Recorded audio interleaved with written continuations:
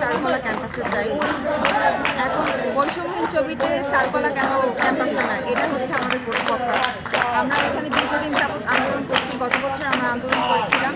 আমরা চেয়েছিলাম যে এটা সুরাহা হতে, স্যাররা টিচাররা আমাদের সাথে বসে আমাদের অধিকারগুলো নিয়ে কথা বলে। তো আমাদের অধিকার যখন মানেনি, আমাদের দাবিগুলো যখন মানেনি তারা, আমরা আবারও হচ্ছে আন্দোলনের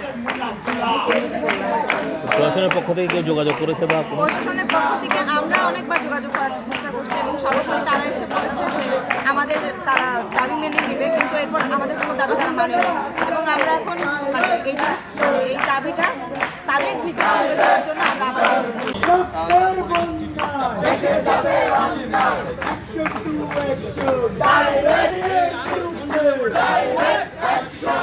আমাদের আজকের আন্দোলনটা এখন না, আমাদের আন্দোলনটা হচ্ছে 2022 সালে 2 নম্বর থেকে শুরু হয়ে আপনার প্রায় 182 দিনের মতো চলছে।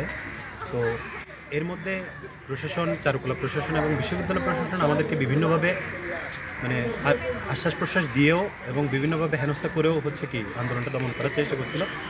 এর মধ্যে চারুকলা আবার শুরু হয়ে আমাদের এই যে অনার্স পরীক্ষার রেজাল্ট দেয় হচ্ছে 13 মাস পর।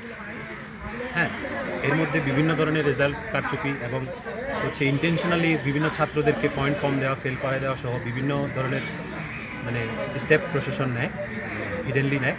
তারপর হচ্ছে আমাদেরকে বিভিন্নভাবে হুমকি দামকি দেয়। তারপর হচ্ছে আপনার যে প্রশ্বাসগুলো দিছে, যে আশ্বাস প্রশ্বাসগুলো দেওয়া হয়েছিল আমাদেরকে, এই উন্নয়ন, লেডিস হোস্টেল, তারপর হচ্ছে আপনার ক্যান্টিন, ভালো ক্যান্টিন সুবিধা, অ্যাকোমোডেশন সুবিধা, ছাত্রদের হল সুবিধা, যে আশ্বাস প্রশ্বাসগুলো দেওয়া হয়েছিল তার 0%ও কি ফুলফিল হয়নি।